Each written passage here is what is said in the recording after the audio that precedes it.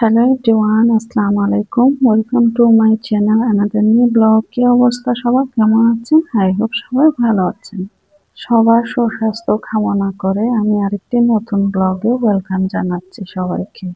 তো সকালবেলা নাস্তা থেকে শুরু করলাম ব্লগটা। আসলে সকালে উঠে নামাজটা সেরে নিলাম, তারপর কিচেনে সোজা চলে গেলাম। কিচেনে গিয়ে আমি যেহেতু পরোটাটা রাতের বেলায় রেডি করে বটি টটে নর্মালে রেখে দিছি, তো সকালে উঠে তেমন আর প্যারা লাগে না, একটু বেলেই তাড়াতাড়ি গরম গরম ভেজে খাওয়া যায়। তো এদিকে ওরা তাড়াতাড়ি 7টার দিকে চলে যায়, তো যেহেতু ওই জন্য একটু রাতের বেলা করার জন্য চেষ্টা করি। একটু ওইদিকে সকালে উঠলে আর তাড়াহুড়া করতে হয় না। ওরা বলতেছে কি আবার ও মাদ্রাসা 7টায় যাবে না, 11টার দিকেই যাবে। তো ওইটা আমি 2টা ছেঁকে রেখে দিছি, আর ওগুলা এমনি বটে রেখে দিলাম আর কি। তো সকালে এগুলা খাওয়া দাওয়া আমরা শেষ করলাম। শেষ করে আবার ফ্রিজের থেকে একটা মাছ ভিজিয়ে দিলাম, মাছটা রান্না করব। এই যে সবকিছু ধুয়ে টুয়ে এদিকে রেখে দিছি নাস্তা শেষে। তো কি কি রান্না করব আপনাদের সাথে তো দেখিয়ে দিচ্ছি। পেঁয়াজটা কুটে নিলাম, এদিকে সবজি আদাটা ব্লেন্ডার করে রাখবো, মাছ দিয়ে আলুটাই রান্না করব। এই তো নাড়াটিকা মাছ রান্না করব। আসলে বেশি রান্না করি না, যাতে 2 বেলা হয় এভাবেই রান্না করি, বাসি খাওয়া খাওয়া যায় না। তো 2টাই আমাদের জন্য যথেষ্ট। এদিকে এগুলা রেডি করে আমি ভাতটা দিয়ে দিব, তো ধুয়ে নিচ্ছি।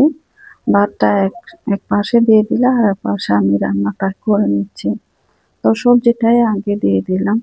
তো ওইদিকে আবার হাসান চলে যাবে, যেহেতু 1টার দিকে খেয়ে তো তাড়াহুড়া করে আগে রান্নাটা সেরে ফেলতেছি। তো রান্নাটা করেই আমি বাকি কাজগুলা করব। এদিকে ঘর গোছানো, বিছনা গোছানো, আরো অনেক কাজ আছে। তো ওগুলা রান্নাটা আগে সেরে ফেলতেছি, কারণ বেশি গরম গরমও আর খাওয়া যায় না।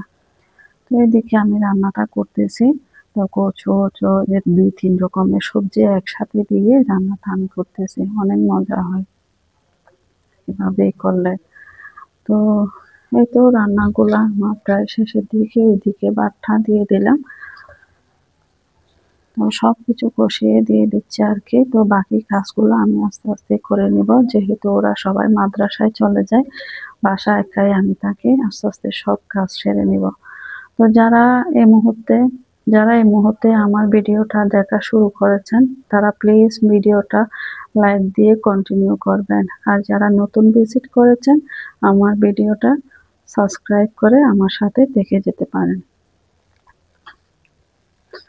তো এদিকে আমার মাছটা হয়ে গেল, সবজিটা হয়ে গেল অলরেডি। তো এদিকে মাছটা দিয়ে দিলাম।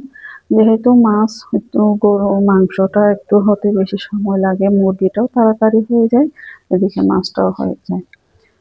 তো বেশি দেরি হয় না, 1 ঘন্টার ভিতরেই আমার 2টা রান্না কমপ্লিট হয়ে গেছে। এদিকে গুলো সুন্দর করে গুছিয়ে আমি রেখে দিয়েছি। তো এই যে আসলে ঘর গোছানো থাকলে না ভালোই লাগবে। তো আমার মাছটা হয়ে গেছে। তো ওই দিন আমি বলছিলাম আপনাদের সাথে শেয়ার করব।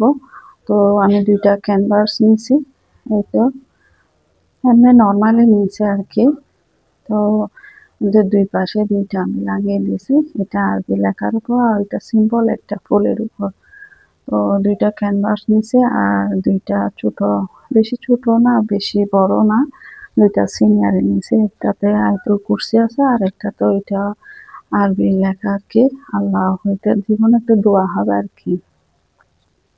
তো এগুলা থাকলে ঘরে ভালো। এটা এমনি আপাতত এখানে দিছি, মানে নির্দিষ্ট জায়গায় দিই নাই, যেহেতু একটু লাগবে, সময় লাগবে। তো সাথে সাথে এনে এখানে আমি দিয়ে দিছি। তো কেমন হয়েছে বলবেন। তো এদিকে আমি আমার বেডরুমের বিছনাটাও গুছিয়ে নিব। যে চাদরটা কিছুদিন ধরে তেমন ময়লা হয় নাই, তবু নিয়ে ফেললাম আর কি, যেহেতু ছোট বাচ্চা নেই তেমন ময়লা হয় না।